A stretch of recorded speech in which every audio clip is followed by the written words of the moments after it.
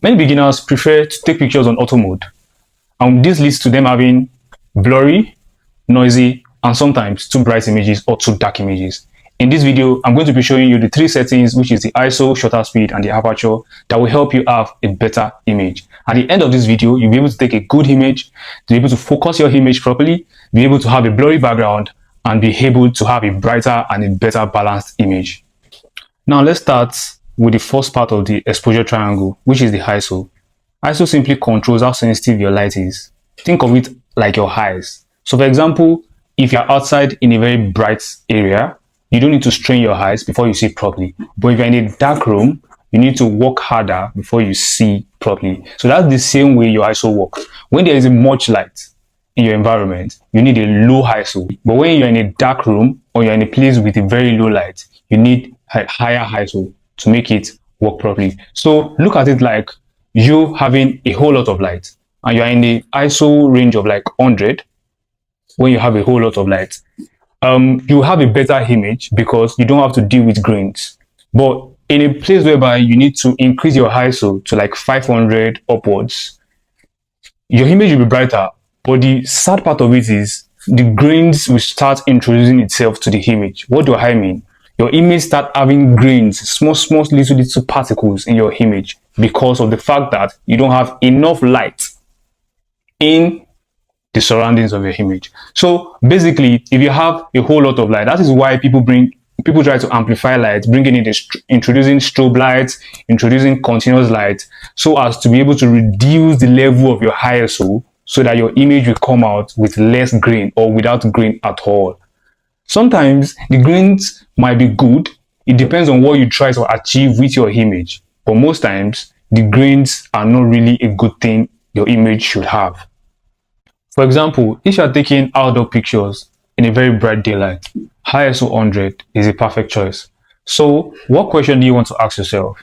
How much light do I have? Whenever you're trying to prep up for a shoot, you ask yourself, how much light do you have? That is what will allow you to know what ISO is perfect for your image. So now that we are done understanding what ISO is all about, let's go to aperture.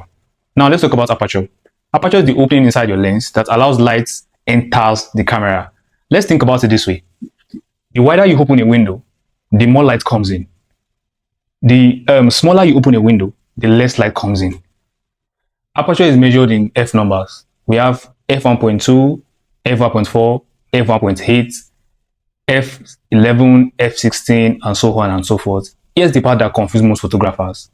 A smaller f numbers means a wider aperture, while a larger f numbers means a narrower aperture. Aperture doesn't only control your light, it also controls how much of image is in focus. Now let me explain to you. Aperture does not only control light, it controls how much image is in focus. So that means if you're using a f1.2 or an f1.4 aperture, your image is in focus, your particular image is in more focus than when you're using an f11. So let me explain more further. When you use an f1.2, you have a blurry background. So let's say we are like 5 here and you're using an f1.2 or f1.4 aperture.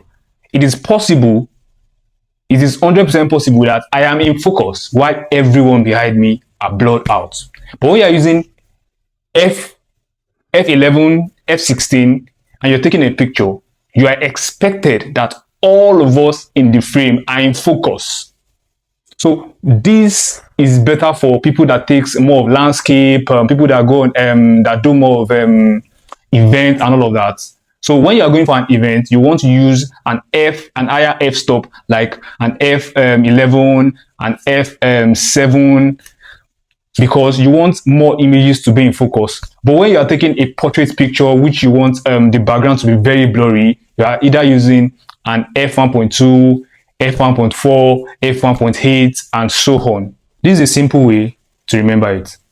Wide aperture, more light, blurry background. Narrow aperture, less light, more image in focus. Now let's talk about shutter speed. Shutter speed is the amount of time your camera shutter stays open to let light in. It is measured in seconds or fraction of a second, such as 1 1000, 1 500, 1 250, 1 200, 100, 160, 140, and so on and so forth. A fast shutter speed lets light in for a very short time and freezes motion. So when you have a very fast shutter speed, it can freeze your motion.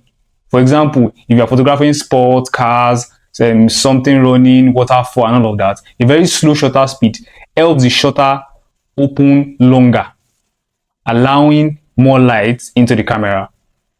This can create motion blur, which is useful for stuff like waterfall, moving traffic, and or creative photography. In a simple way to remember it, fast shutter speed freezes motion, short shutter speed shows motion. One is freezing the motion, while one is showing the motion. As a photographer, you can use shutter speed to decide whether you want your image to be frozen or you want movement to show in your image.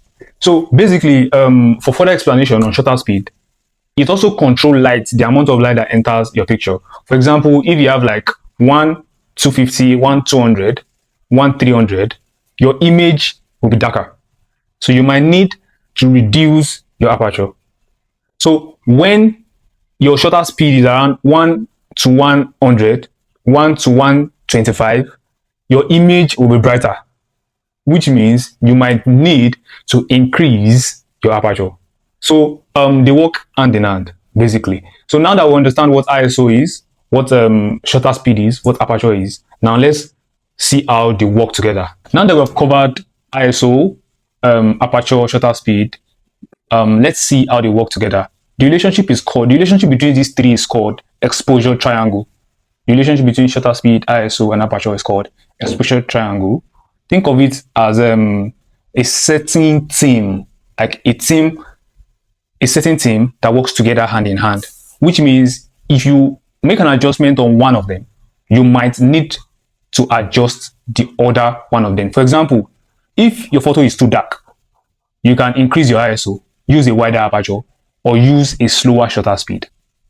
All these options allow more light into your camera.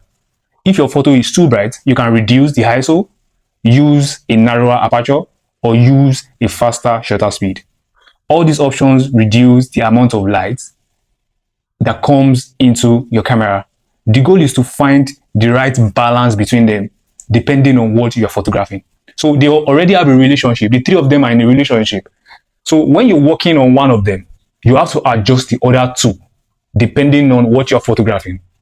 The best way to learn from here is by practicing. So take your camera, try out different settings, take pictures.